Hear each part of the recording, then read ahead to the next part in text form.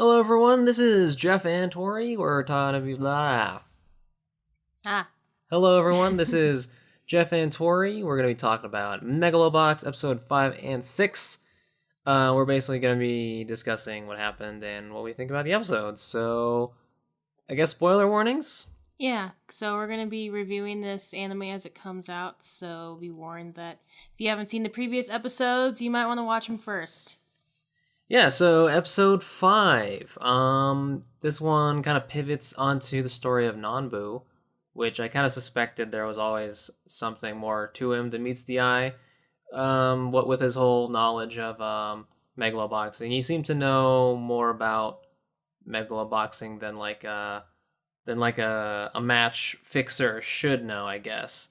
Because he's been training Gearless Joe with all these various special moves and stuff. So yeah, it turns out he's got his own backstory. Both episode 5 and 6 are basically about him and his ex student Aragaki. Episode 5 kind of starts off in like this weird war zone scene. So it's like because you're watching like this boxing anime, and then suddenly you see a soldier, walking through a desert, and it's like an old war movie suddenly. Yeah, we actually thought we might have actually turned on the wrong anime. Yeah, so this soldier in question was Aragaki. He was Nanbu's old student, and basically these episodes revolve around Aragaki. Was like his up and coming rising star student who could have been the best. Then he got shipped off to war, got his legs blown off, and Nanbu thought he was dead, so he left him, and then it was all a big misunderstanding. And that's where a lot of this drama came from. And as we know it, Aragaki and Gearless Joe are the next match, and Aragaki's got some new shiny robot legs. And yeah, it's basically about Aragaki being like, yeah, I gotta move on from the past, and Nanbu feeling guilty for leaving him and stuff. So yeah, that's basically the plot summary, I guess. Yeah. What did you think? I don't know. I don't know why Nanbu feels guilty. I mean, they show a scene of him watching on TV where they announce that the guy died in war, and he's all sad and heartbroken. But he doesn't die. He actually comes back alive and just missing a couple of legs. And then Aragaki goes back to the gym hoping to find Nanbu there, but the gym is closed. But I guess he didn't look in the phone book or anything else to try to reach out to him. He just got upset and then wanted to kill himself because he wasn't there at the gym that was obviously closed down. So I mean, I can understand like the what is that, PST or PTSD. PTSD that Aragaki feels after being in wartime. And when these things happen, you tend to like express your emotions out to other people, and it's probably easier just to blame Nanbu, but he really didn't do anything. Like, I don't think it's fair that a lot of this pivots on the fact that he left him, but he didn't leave him. He thought he was dead. Yeah, so basically he saw on the TV that he was killed in action, and then Aragaki's new coach explains that he doesn't. He thought you left him, and then he was like, "Well, I thought he was dead," and then he's like, "Well, you didn't actually check to make sure he was really dead." You didn't watch the next broadcast that said, "Oh wait, he's actually alive." Yeah, it is a little weird because when you have a KIA announcement on the television, I don't know, I wouldn't it wouldn't cross my mind that would be a fake thing, but I guess the point is like, he should have kept believing in him, and he should have actually confirmed for sure instead of letting that be the only reason why he left him behind and left the gym.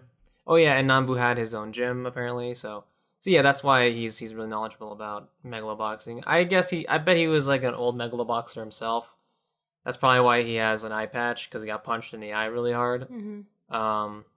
But anyways, that aside, I think it was a very good set of episodes. I feel like the drama was at its greatest here so far in the series. Yeah. It turned from like this underdog boxing adventure story to like kind of like a drama, like just like a serious like a really serious thing.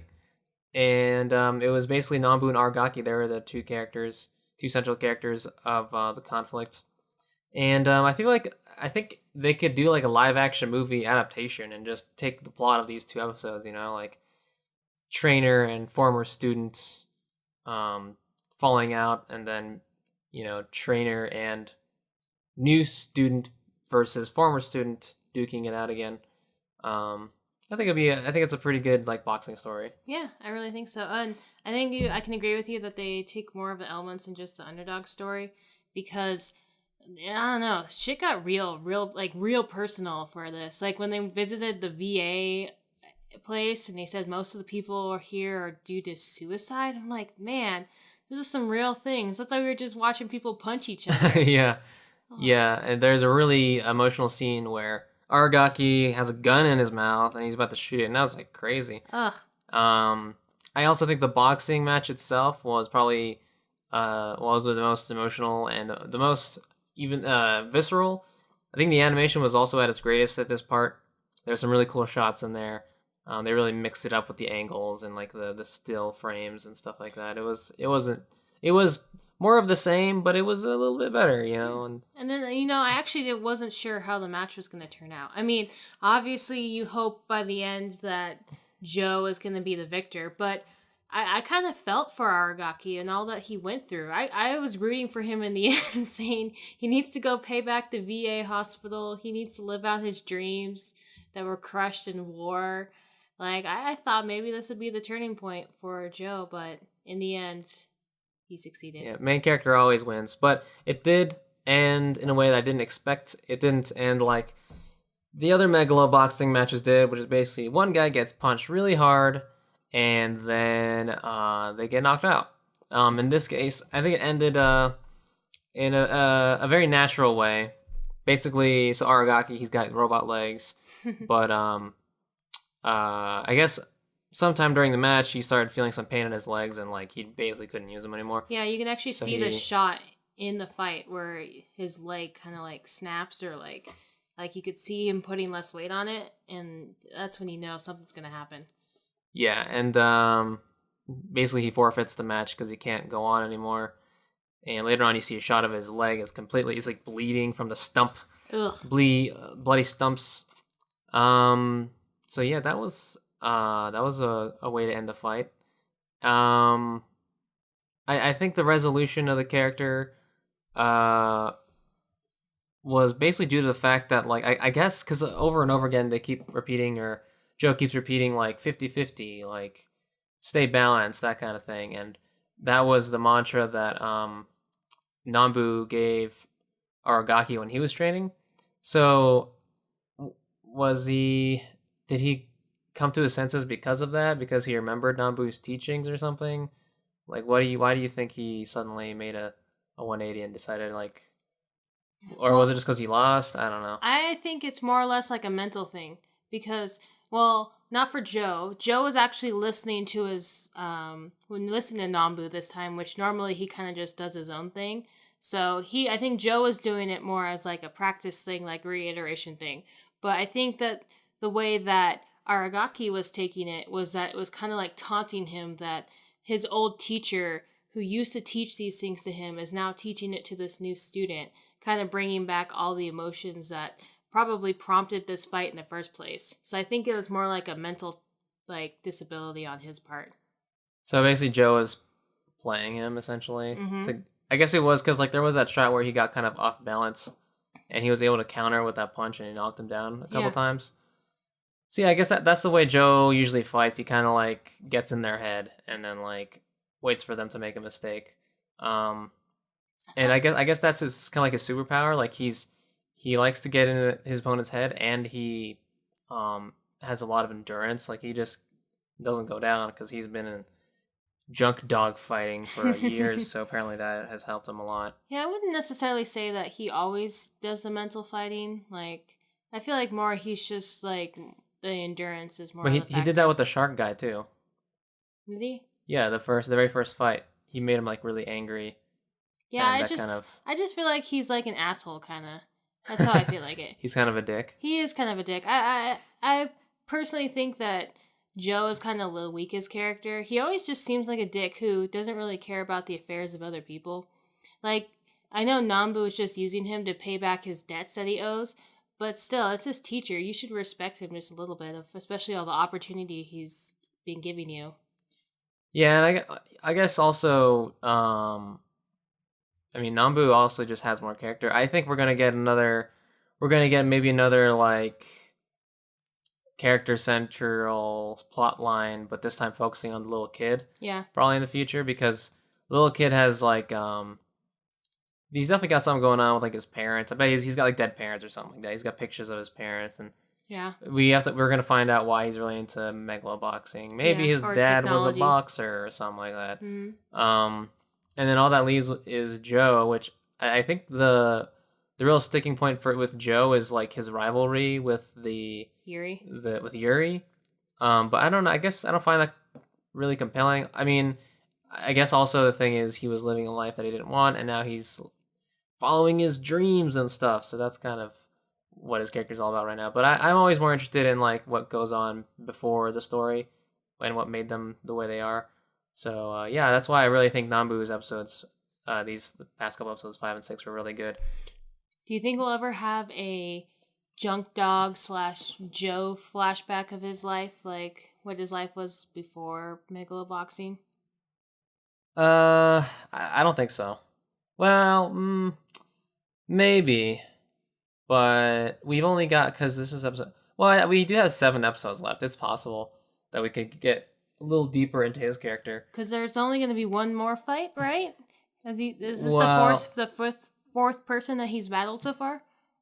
I think it's his 5 because he's fought 4 before this guy. Oh, okay. And then I don't know. He must have shot up in the rankings quite a bit. So I think. Oh, and at the end of episode 6, they announced like who basically the guy that he's gonna fight is the lion guy because he just took the 3rd spot in Megalonia. So 4th spot is gonna be his, but it's still open, which means there's probably one more fight, and then he's gonna get the Megalonia spot. So yeah, it's possible that that fight is gonna be centered around him and his backstory more, or it could be the kids. I'm betting it's gonna be the kids. There's probably gonna be like they're gonna use his knowledge of technology even more. Yeah. I think so too. Yeah. So yeah, I think it was a good couple episodes. I think the show is getting better and better. I think if it can keep this quality of drama up, I mean, I'm also just fine with the simple underdog story, but I found this a lot more compelling. And Nanbu was he was more than meets the eye, so that's always cool. Which is good because he only has one eye, so it's good to meet more than that. All right. Anything else? No, I'm pretty happy with the episodes as well. I want to see more of this, more than just boxing. Because for me, just seeing people get punched is very like gross and like, ugh, it's so painful. It's because you're a girl. No, it's because I'm emotional. Yeah. Just seeing people get punched all the time, it's entertaining. But I like to see more than that too. I mean, I agree. I think the fights themselves aren't very interesting, to be honest. It's just that 2 people slugging it out.